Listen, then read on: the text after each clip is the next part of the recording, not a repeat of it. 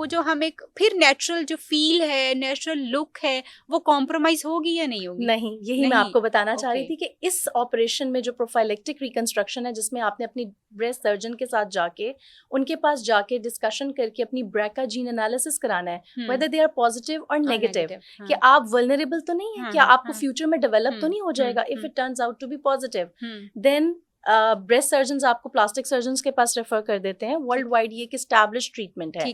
कि आपकी फेमिनिटी को रिस्टोर करने के लिए, आपको पता है मेस्टेक्टमी में निप्पल रिमूव कर दिया जाता है,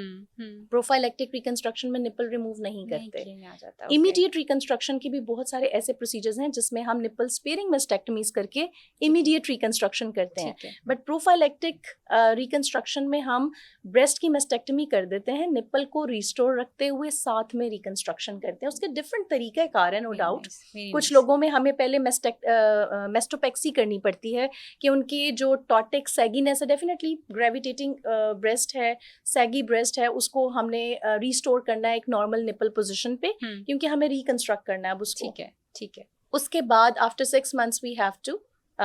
reconstruct that breast. Okay doctor Sania, आपने इतनी आई ओपनर एक्चुअली एक दिया है कि बेसिकली आपको पता है, मैं खुद भी अक्सर ना, मुझे बहुत डर रहता है, हालांकि मेरी फैमिली हिस्ट्री तो नहीं है, लेकिन मुझे क्योंकि ये इतना ज़्यादा हम सुनते हैं तो मुझे बहुत ज़्यादा डर रहता है कि खुदा ना खास्ता, हम सभी वल्नरेबल तो हैं ही,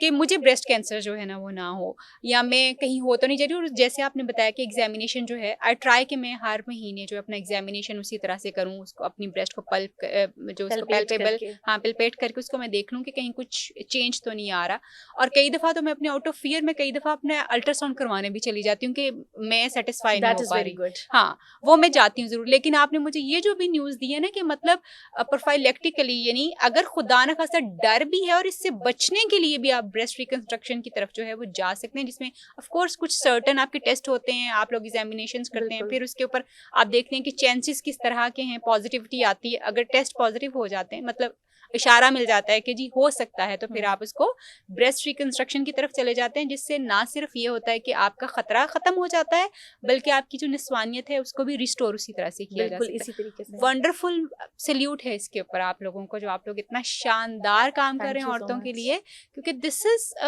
मैं देखती हूँ ना कि औरतें किस तरह से आ रही होती हैं क्लिनिक के ऊपर, और उनको हर वक्त ये होता है कि हम ऑयल लगा के अपना साइज ठीक कर लें, हम, और ये सारी वो चीजें जो उनकी वल्नरेबिलिटी को बढ़ा देती हैं। Specially the very important thing that you have discussed,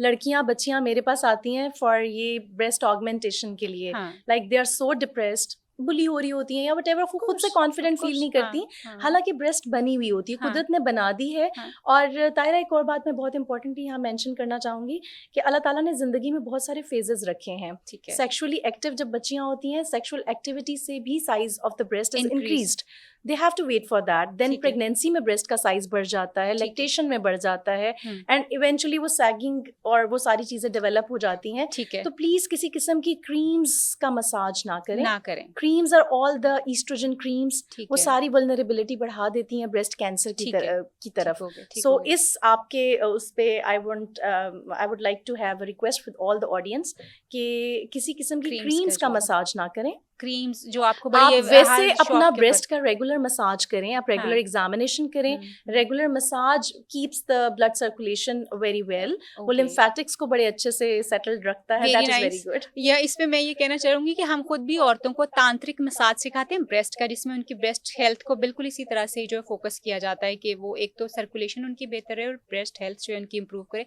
of course उसके साथ साथ जो उनका एक वो सेक्सुअलिटी वाला और अपने हस्बैंड वाला ताल्लुक वाली चीज होती है, वो भी उसके साथ साथ जो है बढ़ती। बहुत शानदार information, I am so grateful कि आपने टाइम निकाला और आप आई हैं।